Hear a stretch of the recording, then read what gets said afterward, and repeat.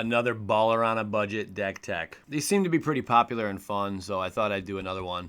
Plus, quite a few of you were asking for another deck tech video, and it's a bit long overdue. So let's just jump right down into it, shall we? For our 1-drops, we only got one. We're gonna have 4 Kinjali's Caller. Dinosaur spells you cast cost 1 less to cast. Brilliant card if we can get it out on turn 1. And I'm sure it'll help out down the road as well, but getting it out turn 1 would be ideal. For our 2-drops, we're running 3 Abrades. Choose one. Abrade deals 3 damage to target creature or destroy target artifact. Why didn't you run 4, Mr. Moss? One, it's a budget, and these cards are not cheap. And secondly, I am running 4. There's just 1 in the sideboard. What? I know, it's mind-blowing, but that's how we're gonna do it. And then we're running 2 Lightning Strikes. For Deuce, Lightning Struck deals 3 damage to target creature or player. Just simply need some removal. That's all it is. And we also have 2 more Lightning Strikes in the sideboard. But for right now, 3 Abrades, 2 Lightning Strikes. Are you following me?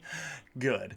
On we go. Oh, Tepic the Huntmaster. We're gonna run 4 of you, boss player. And what you do, dinosaur spells you cast cost 1 less to cast. We have 8 total of these reducing dinosaur spells. Hopefully that helps out a lot with the deck.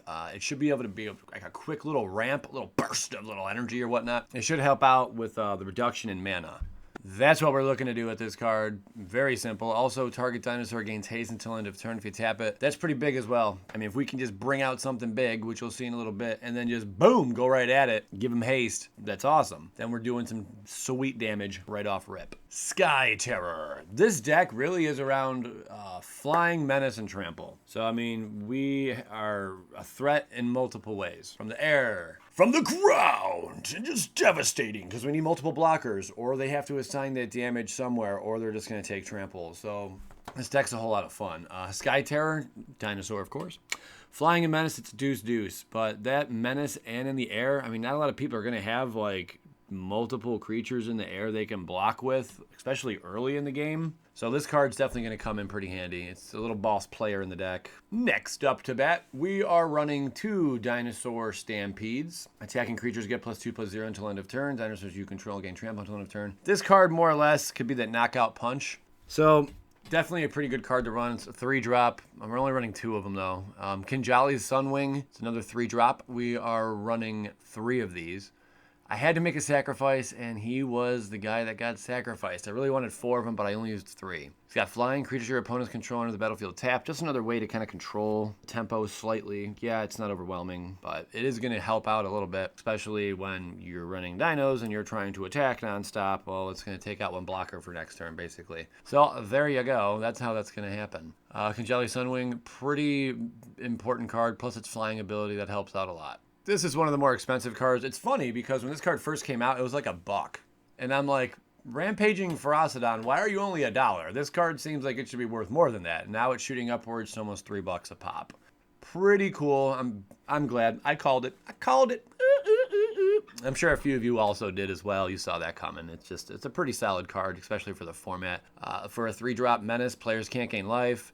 Whenever that's huge right there. Obviously, we're not running any life gain in this entire deck, but a lot of life gain goes on in standard. So this is going to help put a panache to that. Whenever another creature enters the battlefield, Rampaging Ferocidon deals 1 damage to that creature's controller. Not too bad. So we're going to be dealing some damage. We're not dropping a crap ton of cards. So our crap ton of creatures. We do have quite a few creatures, but it's not like we're splashing with tokens. So, I mean, if you go up against a token deck with this, good old Rampaging Ferocidon is going to be able to help out.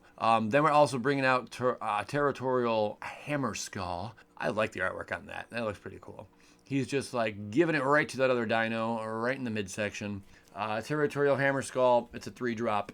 Whenever Territorial Hammer Skull attacks, tap target creature and opponent controls. For 2, it's a 2/3.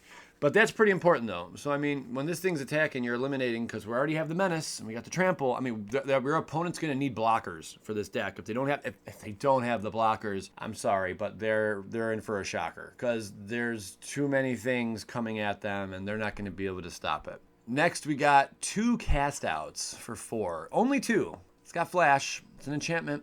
When cast out enters the battlefield, exile target non-land permanent and opponent controls until cast out leaves the battlefield and cycling for 1. Cast out's a pretty good card. Only running 2 of them right now. There are 2 more in the sideboard. I know it's weird I'm doing that, but hey, I don't give a darn. That's just how I want to roll, guys. So cast out, it's important because it's removal and it can remove anything on the other side of the board. And that's why it is in the deck, and we're only running 2 of them. So a total really of 7 removal spells are up in this without the sideboard considered. 7's pretty decent. That's why they're in the sideboard in case you run into some trouble. You can always swap them in and out. Then we have Charging Monstrasaur. I love this card. I think this is probably one of the best dinos in the entire Ixalan set here. Charging Monstrasaur, he has trample, he has haste, he is 5 converted mana and a 5/5. So I mean, you can essentially bring this card out turn 3 if all goes well with your little with your little Dino ramp. So that's really what you're trying to do, guys. You're trying to have fun and just kick the crap out of your opponent as quickly as possible. And by having this 5/5 out there on turn 3, I mean, most likely turn 4, but turn 3, that's going to be pretty difficult for him to manage, I must say. Okay, nods. So, yeah, think about that. It's going to be causing it's going to be stirring up some shit out there. These next 2 I almost didn't throw in the deck, but I'm like, you know what? I'm going to need some finishers here. We're running 1 Burning Sun's Avatar. It's a 6-drop.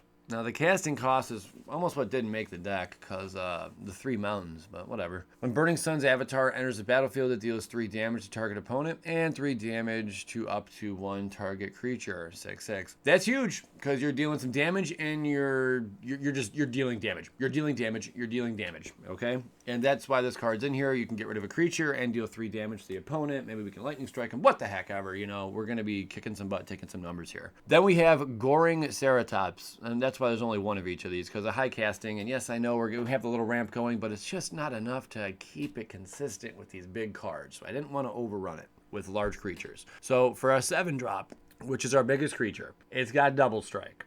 Whenever Goring Ceratops attacks, other creatures you control gain double strike until end of turn. It's a 3/3. This is basically the card that's just going to end the game. When this thing comes out, if they don't remove it by the next turn, you're going to win. It's going to happen. They're not, okay? With the menace, with the trample, with the double strike, they're not going to be able to do much about it. I almost thought about running 2 of these in here. I did not sideboard 1 in. I'm on the fence, guys. Let me know what you think about that. Because considering we don't have many high casting creatures in this deck, it's just basically we're trying to kill the person by like turn 5, turn 6 latest. It's standard. It's not too bad for standard, unless you get the right lightning strikes and all that good stuff. All right, so that is basically the entire deck. Then we get down into lands. Now, I would love to run 4 Inspiring Vantage, but that would bump up this deck price to another $20. This is budget, that's why it's not in here. But for those of you with a little extra change, run some dual lands. Inspiring Vantage is the way to go. Hit up 4 of those in the deck.